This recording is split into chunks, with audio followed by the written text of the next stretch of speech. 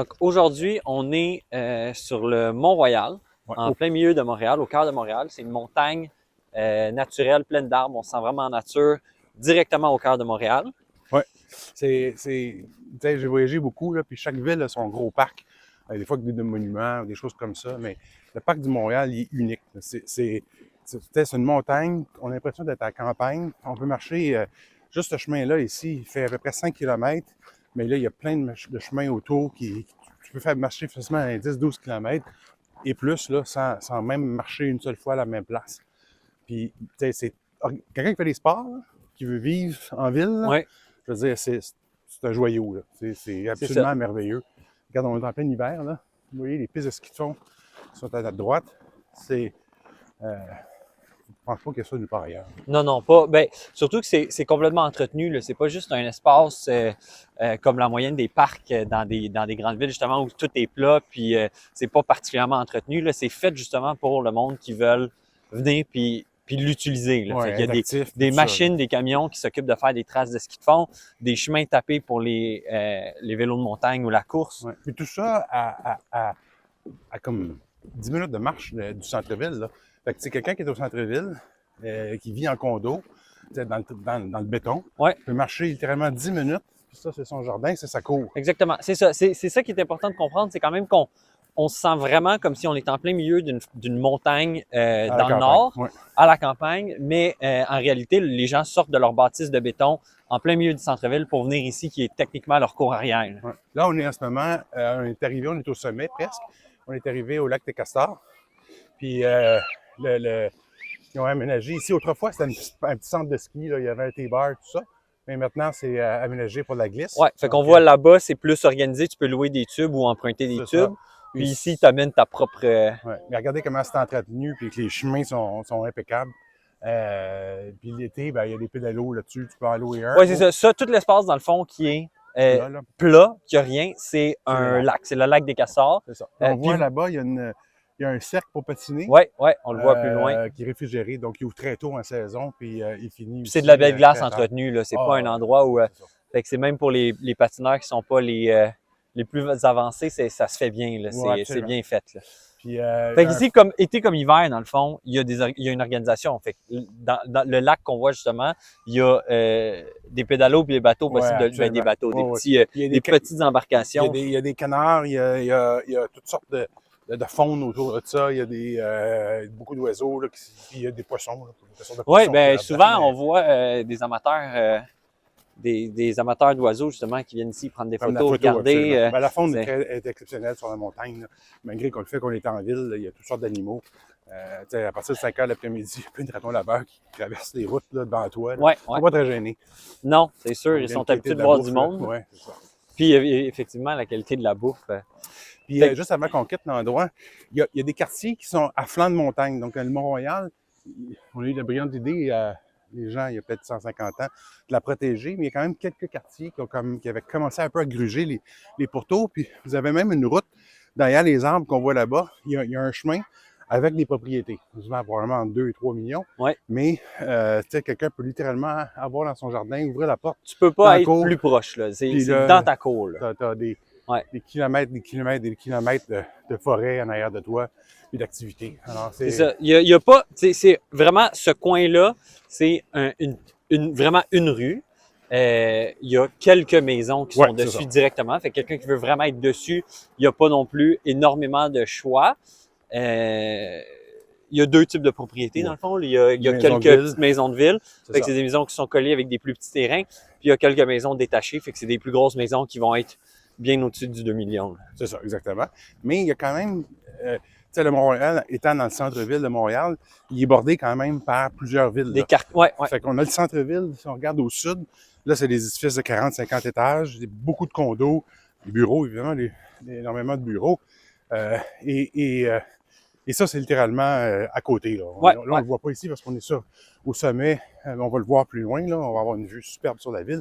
Vous allez comprendre la proximité, mais quelqu'un qui vient, qui loue quelqu'un qui arrive de l'extérieur du pays, là, puis qui veut goûter à ça, peut facilement trouver un logement dans ce secteur-là, dans le ghetto de McGill, là, qui est le quartier près de l'université de McGill. Ouais.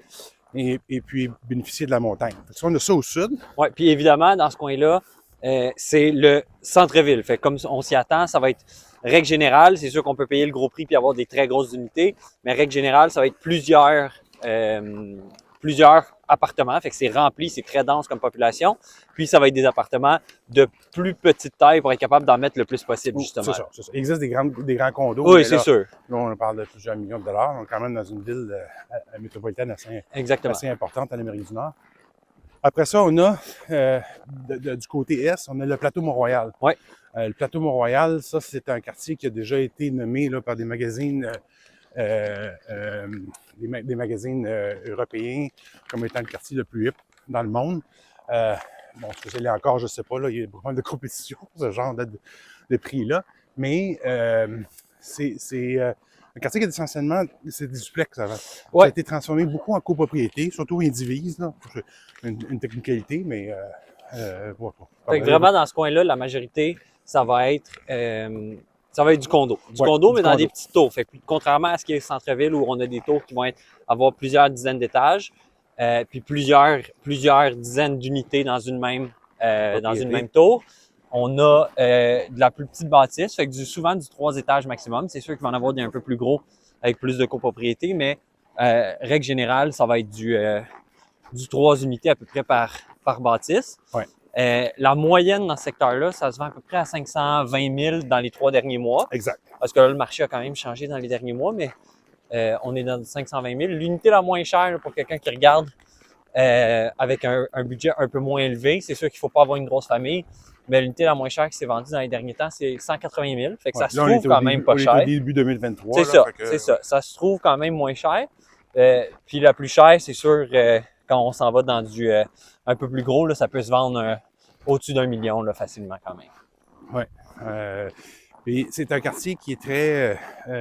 peut-être un quartier un peu moins familial, parce que les maisons n'ont pas vraiment de terrain derrière, il y a beaucoup de ruelles. Pas de terrain, contre, les stationnements aussi, des familles avec plusieurs voitures, ça se fait moins bien. Oui, puis le déneigement n'est pas compliqué, pas facile l'hiver, tout ça. Sûr. Mais à l'inverse, c'est un quartier qui était plein de restaurants, des bars, des cafés, des magasins. Et pour quelqu'un qui est prêt à vivre sans voiture, là, le centre-ville est à côté. On s'entend au sud, c'est juste à l'est. Puis après ça, vous avez l'accès au nord qui est facile. Vous avez un autre beau parc qui est de l'autre côté, qui est le parc La Fontaine, qui est par exemple sur le plat. Mais c'est très bien situé comme quartier. Ouais. Là. C'est souvent la place que les gens vont aller pour la vie de quartier. Ouais. Fait que c'est une des meilleures vies de quartier qu'il va y avoir à Montréal. Fait que justement, tu descends en bas, tu as ta petite épicerie du coin, ta boucherie, ta fromagerie, ton saucissier, tout est là. Tout y est à distance de marche habituellement. Fait que malgré le fait que ce soit pas l'idéal pour le stationnement, il est quand même possible de stationner. Là. Quelqu'un qui a une voiture, ça se fait quand même. Mais quelqu'un qui est plus pour marcher puis le vélo, ça se fait quand même super bien. Absolument. Puis là, si on regarde un peu plus au nord, donc de ce côté-là de la montagne, là, juste pour comprendre, la montagne est divisée en deux. Il y a d'un côté, il y a la parc ici. De l'autre côté, vous avez les cimetières qui sont là depuis très longtemps. Et de ce côté-là, donc on traversait les cimetières, donc on peut faire à la marche sans problème. On tombe à Outremont. Outremont, c'est un quartier, c'était le quartier UP francophone là, au siècle dernier, au début du siècle dernier. Maintenant, c'est moins précis, là, c'est un peu plus mêlé, les gens se sont un peu mélangés, mais la portion près de la montagne, c'est des très grosses maisons. Là, on est dans les millions. Et à mesure qu'on descend un petit peu vers la montagne, les prix sont plus raisonnables, il y a plus de condos. Donc, quelqu'un peut facilement trouver. Il y a tellement une grosse diversité de propriétés que les gens sont capables de trouver quelque chose à leur budget. Là. Comme au centre-ville, c'est vraiment très principalement des condos. Sur le plateau, ça varie quand même. Il y a un peu des deux, mais il y a quand même plus de condos. Outremont, par contre, il y a vraiment... c'est presque 50-50. Il doit y avoir autant d'unifamiliales que de condos. Pour les prix, en ce qui est des prix, c'est pour la maison. Là, on parle toujours dans les derniers 3 mois parce que 3 mois qu'on a tourné la vidéo. Oui, c'est ça. Mais règle générale, ça varie, mais ça variera pas de tant que ça. Là. Dans les condos, ça a varié dans les 3 derniers mois entre 920 000 et 1,5 million. Exact. Fait que c'est quand même un marché où l'immobilier a une certaine valeur. Oui, c'est un quartier plus chic. Mettons, Ouais, si on c'est ça. compare au plateau Mont-Royal, qui est un peu plus hip, un peu plus jeune, Outremont, c'est un quartier un petit peu plus établi, avec des grosses propriétés. Puis tout ça, il y a aussi des restos, tout ça, mais Ouais. il y a par exemple, il y a la rue Laurier, qui est peut-être une rue de boutiques très chic, là. Et des restaurants plus dispendieux et tout. C'est bien balancé autant pour les maisons que C'est ça. pour le type de vie de quartier. Tu as une bonne vie de quartier, c'est pas le plateau, mais c'est bien fait. Tu as des belles rues avec beaucoup de cafés, beaucoup de boucheries, beaucoup de boulangeries, beaucoup de Ouais. tout ce que tu as besoin. Ben, la rue Van Horn qui est plus abordable un peu, mais si on s'en va à la rue Laurier, ben là, on donne des boutiques chics. Ouais, Tout ça, ouais. il y a une belle variété. Ouais, c'est ça. Puis, fait à noter, c'est l'emplacement de l'Université de Montréal. Ouais, il y avait c'est McGill vrai. qui est au centre-ville, puis l'Université de Montréal qui est sur l'autre flanc de la montagne. Ces deux universités-là ont des sites absolument enchanteurs, là. Ouais. Puis on y trouve aussi des maisons avec un certain terrain. Oui. Fait quelqu'un qui cherche à avoir un terrain, un bon terrain, un bon compromis entre terrain puis vie de quartier. Oui. C'est un endroit où on retrouve certains terrains. Puis pour l'unifamilial, justement, qui souvent va avoir des terrains, les prix vont varier pas mal. Ça peut aller beaucoup plus élevé que ça, mais la moyenne, ça va être à peu près entre 1,7 million puis 2,2 millions, là, règle générale. Exactement. Puis là, on finit à l'ouest. On en a parlé tantôt avec la petite route, malgré que la petite route était dans la ville de Montréal comme telle, mais juste de l'autre côté, on tombe dans le quartier de Westmount. Le quartier de Westmount, c'est aussi comme Outremont, un vieux quartier. Autrefois, c'était un quartier qui était très anglophone. Il était le quartier huppé anglophone de Montréal. Là, vous avez des maisons qui sont littéralement sur le sommet de la montagne, parce qu'il y a un deuxième sommet par là-bas, avec une route qui s'appelle Summit Circle. Je porte le nom du sommet, là. Et ça, c'est des maisons avec des toits d'ardoise, tout ça, c'est sublime. C'est des plus vieux quartiers, fait qu'ils s'agardent vraiment l'historique un peu de la ville. Oui, puis on peut pas rénover comme on veut là-bas. Il faut faire attention. Il faut souvent maintenir le charme initial. Oui, la ville est très sévère avec les permis de rénovation. Puis là-bas, c'est sûr que ça va être l'endroit qui est considéré comme étant le plus cher de Montréal, pas mal, là, pour l'immobilier. Il va y avoir des maisons qui se vendent. Évidemment, ça, c'est dans les extrêmes, là. Il y en a certaines qui peuvent se vendre jusqu'à 16 millions.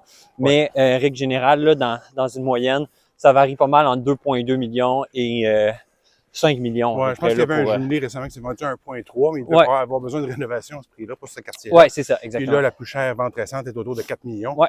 Donc, ça vous donne une idée à peu près. Là, la majorité des transactions sont dans ces prix-là. Et puis, donc, c'est à peu près, ça définit un petit peu le quartier. Il y a un peu de condos dans ce coin-là aussi, mais là, c'est pas l'endroit qu'on parle de Westmount, c'est pas l'endroit où on parle vraiment d'un condo. Quelqu'un qui a peut-être un moins gros budget, qui veut absolument y être, il y a possibilité de trouver. Absolument. Ça va quand même être plutôt élevé pour un condo à Montréal, là. Ça sera pas... mais c'est faisable quand même, là. On n'est pas obligé non plus d'avoir un budget de 2 millions pour habiter ce secteur-là. Pas mal tous les secteurs de Montréal, on a une certaine possibilité de trouver des choses plus abordables. Ouais. Même ce qui est autour de la montagne. Mais on parle vraiment des moyennes puis des... Juste faire une pause parce qu'on passe devant. Les pistes de ski de fond, ils sont rentrés dans la forêt depuis tantôt. On les voit plus sur le chemin. Puis ils passent ici, puis ils viennent, il y a un tunnel juste en dessous ici. C'est un vieux tunnel, c'est en pierre. L'été, quand tu rentres là-dedans, là, c'est merveilleux. Là. Puis les pistes montent, puis s'en vont dans la montagne. Puis là, ils se séparent en petites pistes de ski de fond typiques de ce qu'on trouve dans le nord. Là, vraiment... là c'est sûr, il y a des camions qui sont là pour l'entretien. Ouais, ils sont pas toujours là. Sinon, on se sent quand même vraiment pas dans la civilisation. Là. Non, absolument. C'est surtout quand on regarde ce petit pont-là, justement, là, un pont en pierre, on passe en dessous, c'est tous des arbres matures sur les côtés. Ça fait vraiment petite montagne de ski. Là. Ah, absolument. Puis là, on approche de la pièce de résistance. Là.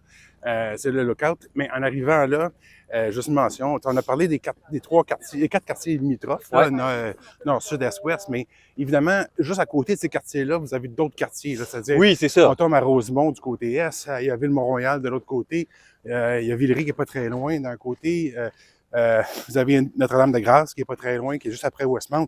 Fait que tu sais, quelqu'un qui est prêt à vivre à 10 minutes de voiture ça se fait bien, là. ou une demi-heure de marche, là, exactement. ou de vélo, l'été, là, c'est 10 minutes de vélo. Oups, mon Dieu! Hein, tu vois, j'ai des réflexes. On est en live. Et puis, moi, je suis pas disparu. Oui, non, c'est ça.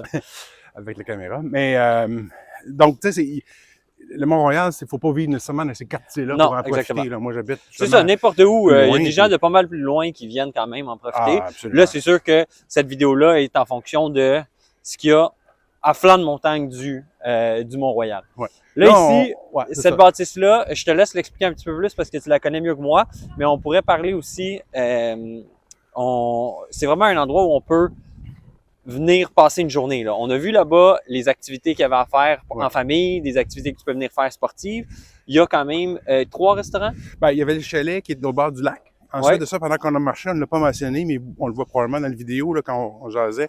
Il y avait la maison Smith, qui est une maison historique. Ouais. Il y a un café là-dedans aussi. Puis évidemment, dans le chalet du Mont-Royal, qui est la référence. Le principal, puis, oui. Il y a aussi un café, puis à l'intérieur, il y a des endroits où même tu peux faire des tours de la montagne, puis tout ça, ou des gens qui vont t'expliquer un peu le Mont-Royal. C'est ça. Fait qu'il y a vraiment possibilité de venir puis passer la journée, là, de s'occuper, de venir absolument. prendre un café, de venir relaxer, faire de l'exercice, mais en pouvant relaxer quand même. Ouais. Puis là, vous allez comprendre dans quelques minutes pourquoi que le chalet est installé ici.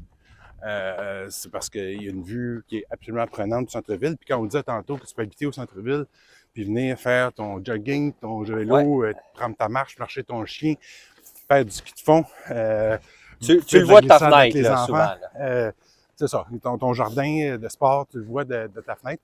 Et puis là, je mets quelqu'un au défi de m'envoyer des photos d'un parc aussi impressionnant que ça. Ouais, ouais. En plein autant, mais c'est sûr que le défi est lancé. C'est ça, ouais, le défi est lancé. Faut que ce soit à l'intérieur d'une ville ouais, de grandeur similaire. Donc, exact. Pas d'un village. Fait que en tournant, ben, vous avez une bonne vue ici du centre-ville de Montréal. On voit le fleuve Saint-Laurent plus loin. Peut-être qu'on pourrait aller s'installer là-bas. De l'autre côté, ouais. C'est sûr que c'est c'est populaire. Là. Ici, samedi, ouais. par contre, il va peut-être avoir 4, 5, 6, 7 fois le nombre de personnes. Oui, c'est ça. Là, on est un vendredi. C'est sûr que c'est plus tranquille le vendredi c'est matin. plus tranquille le vendredi matin. Ouais. Mais c'est sûr que c'est la période touristique, il va y avoir beaucoup de monde ici au chalet. Il y a beaucoup de monde qui monte les marches là, pour venir ici. D'ailleurs, on est supposé avoir une course depuis moi la semaine prochaine dans les marches. Oui, c'est ça. C'est vrai. On va poster les résultats c'est ça. sur l'écran en bas la semaine prochaine. Alors, on a encore ici une meilleure vue, je pense. On voit bien le fleuve, là, dans le fond. Donc, Montréal, c'est une île, là, pour ceux qui sont pas du Québec. Là. Et c'est bordé, c'est le fleuve Saint-Laurent qui ouvre finalement en deux. D'un bord, c'est le fleuve continu, l'autre bord, c'est la rivière des Prairies. Puis ça, les deux cours d'eau se rejoignent plus loin. Ouais. Alors, pour aller sur Montréal, il faut prendre un pont. Oui, absolument, c'est ça. On n'a pas de... On a une bonne idée aussi de la construction en ce moment. Là. Je regarde les 4 bâtiments que je vois de l'œil, à part celui peut-être qui est plus loin, ça va être le futur siège social de la Banque nationale. Mais les autres, c'est tous des condos. C'est toutes des condos. Ouais. Fait que ça continue quand même à se construire. L'offre de produits fonctionne bien là, en ce moment, puis trouve preneur, là, même malgré le ralentissement de marché. Là.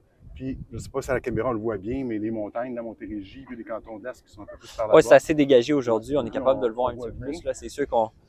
Là-bas, l'île des Sœurs, on voit les petits buildings. Puis à droite, ben, c'est le début, là, qu'on voit le début du lac Saint-Louis qui commence, qui est un beau lac pour les gens qui veulent faire de la voile. Fait que Montréal, côté sport, là, on vient de parler de plein de sport, puis on a de la voile ici à peu près à 20 minutes. Là, on vient de parler de plein sport qui est comme seulement sur cette petite section-là de l'île. Là. Absolument. Il y a possibilité d'en faire beaucoup. Là. Ouais. On arrête de prendre le café? Moi, je dirais pas non. Là. Ouais. Fait que là, c'est ça pour la vidéo d'aujourd'hui.